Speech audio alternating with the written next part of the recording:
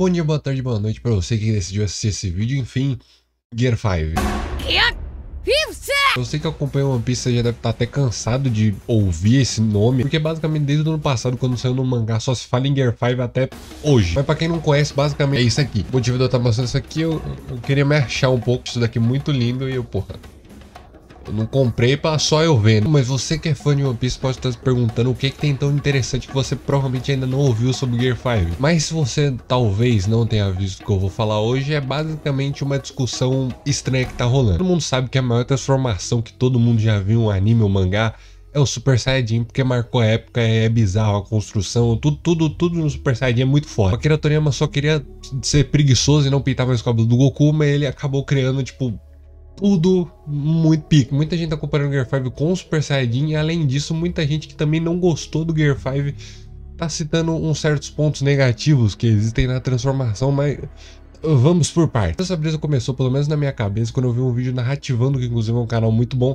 falando que como o Oda ele consegue fazer com que você esqueça as partes mais ruins de One Piece. Como o Oda escreve a história para os pontos emocionantes da história serem tão emocionantes que as partes de enrolação simplesmente não são lembradas. E basicamente o cara alugou um triplex na minha mente, porque eu comecei a brisar em cima disso e virou um vídeo. Inclusive demorou pra sair do tanto que eu brisei. E quando eu vi essa ideia pela primeira vez de que o Oda faz você esquecer as partes ruins do One Piece, eu comecei a tentar pensar arco por arco se tinha realmente alguma parte ruim que eu tinha esquecido ou que, tipo, na hora de sentar com amigos e falar de One Piece, a gente nem tocava no assunto. Calma, você fã bizarro de One Piece que ama todos os arcos, eu não tô dizendo que o One Piece é ruim. Eu tô dizendo que algumas partes são sofríveis. Eu acho que você vai ter que concordar comigo. Bom, acho que o Oda ele realmente faz isso pra ele conseguir equilibrar as partes boas e as partes ruins. Ele vai fazendo você meio que esquecer das partes ruins. Só que eu acho que a melhor forma de provar isso não é dando exemplo da obra inteira ou vindo aqui falar de todos os arcos. Eu acho que o melhor exemplo de falar isso é falar em momentos em que o Oda errou nisso daí. E pra mim é em duas sagas principais, a Ilha dos Tritões e Thriller Bark. Ilha dos Tritões e Thriller Bark são dois arcos que eu já não sou muito fã. Mas entre os dois, eu prefiro Thriller Bark, você pode discordar. Por que eu acho que o Oda errou nessas duas sagas? Porque se você colocar na balança, qual dessas sagas você acha que vai ser mais importante pro resultado final da história? Ilha dos Tritões ou Thriller Bark? Vendo algumas coisas importantes, Ilha dos Tritões tem a Shira Hoshi, que é uma das armas pica lá. Tem toda a história de Jinbei, do Fisher Tiger. Tem todo o negócio da Ilha dos Tritões ficar lá em Mary Joyce. A Ilha dos Tritões é o que divide o paraíso do Novo Mundo. É na Ilha dos Tritões que o Luffy, se não me engano, fala pela primeira vez com a Big Mom, pela aquele Dendemushi. Essa teoria de que a Ilha dos Tritões um dia vai se tornar o All Blue. Então se você for ver, a Ilha dos Tritões é realmente um lugar e tem um pouquinho de lore muito importante pro resultado final de One Piece, pelo menos pelo que a gente espera. E a Thriller Bark, quando você para pra pensar, é uma árvore que fala. Thriller Bark tem toda a questão do Kuma, tem a nova espada do Zoro, o Ryuma, os momentos pica do Zoro. Mas se você colocar na balança, você vai ver que Thriller Bark tem uma importância bem menor do que a Ilha dos Tritões. Mas eu particularmente acho que no final as pessoas vão lembrar mais de Thriller Bark do que da Ilha dos Tritões, porque Thriller Bark é melhor que a Ilha dos Tritões. E por isso que eu digo que aqui o Oda errou. A Ilha dos Tritões é importante, mas ela não consegue fazer o povo lembrar dela. Convenhamos, o fato do vilão ser aquele cara que eu nem lembro o nome, é o David Jones, compromete muito a qualidade do arco e também, pô, sendo assim, a Ilha dos Tritões, o jeito que ela é feita, e também tem a cena maravilhosa do Sandy virando pro Jinbei e falando, mano, faz um favorzinho aí, se mata. Então a Ilha dos Tritões acaba sendo lembrada não como um arco bom, mas como um arco esquecível e principalmente você com certeza conhece alguém que já viu One Piece e parou na Ilha dos Tritões. Eu mesmo, quando eu vi One Piece pela primeira vez, eu parei na Ilha dos Tritões. Já Thriller Bark, apesar de não ser o melhor dos arcos, ainda é um arco que você tem saco e consegue passar por ele suave, principalmente pelo Brook. O Brook ele tem muito carisma, toda a Ilha de Thriller Bark tem muito carisma e todo aquele tema de terror tem muito carisma. E você deve estar pensando agora, puta que pariu, você falou pra caralho, eu não entendi nada ainda. Calma, que a gente vai chegar no ponto onde as pessoas estão criticando o Gear 5. Loucos, né? Eu não acho tanto, porque eu acho que alguns argumentos podem ser válidos pra criticar o Gear 5. O primeiro deles é o seguinte: a gente vive numa geração traumatizada por Naruto com as histórias dos escolhidos. Essa grande discussão, principalmente entre a comunidade de anime shonen, entre personagens que são genética, sorte, natural, e personagens que treinaram pra cacete pra conseguir ser quem são. Você consegue achar um monte de tier list desse tipo de coisa. Dando contexto, eu coloquei o bagulho aqui porque eu achei que ficava melhor, então no meio do vídeo ele vai brotar aí, então... Como esse tipo de discussão é bem comum dentro das comunidades de anime, é normal que ele fosse levantado também em One Piece. E quando o Gear 5 chegou, muita gente questionou se não seria algo que torna o Luffy o escolhido. E pra quem não é tão fã de One Piece, eu vou explicar o contexto. Não sem dar muitos spoilers e muitos detalhes, a fruta do Luffy durante toda a obra é tratada como a Gomu Gomu no Mi, ou seja, a fruta da borracha. Por isso que o Luffy ele tem essa capacidade de ser um homem de borracha e tal. Toda a história ela é tratada dessa forma, até que chega no capítulo onde o Gear 5 aparece e é revelado de que a fruta do Luffy não é a Gomu Gomu no Mi, e sim a Ito Ito no Mi, modelo Nika. Nika é basicamente um deus fictício dentro do universo de One Piece, que era o deus do sol e tinha poderes que o corpo dele era como se fosse uma borracha. E por ser uma fruta da categoria Zoan Mística, a gente sabe que esse tipo de fruta tem consciência própria, ou seja, a fruta consegue até escolher a pessoa que vai comer ela e adquirir os poderes dela, dando assim a entender que o Luffy foi alguém escolhido pela fruta para se tornar o novo Nika. E porque eu disse que essas pessoas são traumatizadas com o Naruto, eu acho que a revelação que o Naruto é uma reencarnação do Ashura e o Luffy ser o novo Nika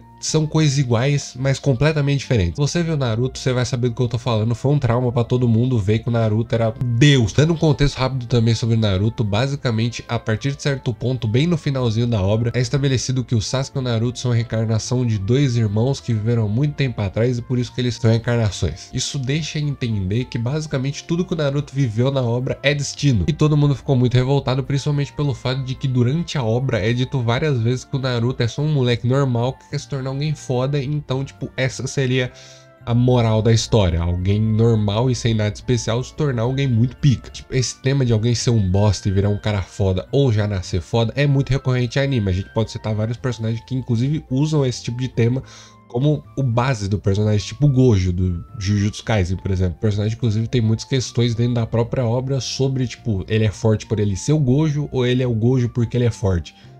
Enfim, papo para outro vídeo. Mas juntando esses dois pontos que eu expliquei no vídeo, eu queria chegar no ponto principal, que é: será que o Oda fez a gente esquecer que o Luffy é o escolhido? E por isso que não é uma merda que nem Naruto? Bom, vamos aos fatos. Durante o One Piece inteiro, o Luffy ele tem muitos momentos onde ele parece ser o escolhido da profecia, esse tipo de coisa. Acho que o principal exemplo disso é o arco de Skypiea, que inclusive eu tô relendo agora e o começo é meu pai, mas depois fica da hora. Durante o arco de Skypiea, basicamente, curiosamente, o Enel, que é um cara que tem o poder de eletricidade, tá dominando toda a Skypiea, vai matar todo mundo, né? Desgraça toda. Parando pra pensar de que ele faz isso numa ilha que fica no que seria o paraíso, ou seja, antes do novo mundo, como ninguém tem haki, quase ninguém conseguiria derrotar o Enel, parando pra pensar. O fato é de que, curiosamente, o Luffy tem o poder que tanca o poder do Enel, que é o fato dele ser borracha e não conduzir eletricidade. Ou seja, o Luffy não é afetado pelos poderes da Akuma no Mi do Enel, que basicamente faz com que ele seja a única pessoa que consiga o derrotar. Só que se você for analisar esse padrão do Luffy ser alguém que é basicamente a única pessoa que consegue derrotar o inimigo principal, é um padrão que se repete durante quase todos os arcos e sagas do pré-time skip. Porque esse jeito que o Oda apresenta que o Luffy é a única esperança é um jeito muito diferente que faz com que a gente não critique tanto do jeito que foi feito em Naruto, por exemplo. O Arlong Park e Skypiea são ótimos exemplos disso, eu vou explicar o porquê. Basicamente, tanto em Arlong Park quanto em Skypiea, o Luffy ele só encontra o vilão pela primeira vez quando eles vão lutar na batalha final. Tanto em Arlong Park quanto em Skypiea, a gente é apresentado a um vilão que é inderrotável e na maioria das vezes ele sola qualquer amigo do Luffy ou inimigo ou qualquer pessoa poderosa que esteja no momento. Um exemplo disso é o Zoro, que por estar muito debilitado não consegue fazer quase nada contra o Arlong, e também o próprio Zoro é derrotado com muita facilidade pelo Enel em Skypiea. Nesses dois momentos a gente como espectador sabe que é o inimigo que o Luffy vai derrotar e que o Luffy provavelmente é o único que consegue derrotar ele ali. Mas eu acho que uma ideia dentro do Luffy é extremamente importante pra gente não achar essa ideia do Luffy ser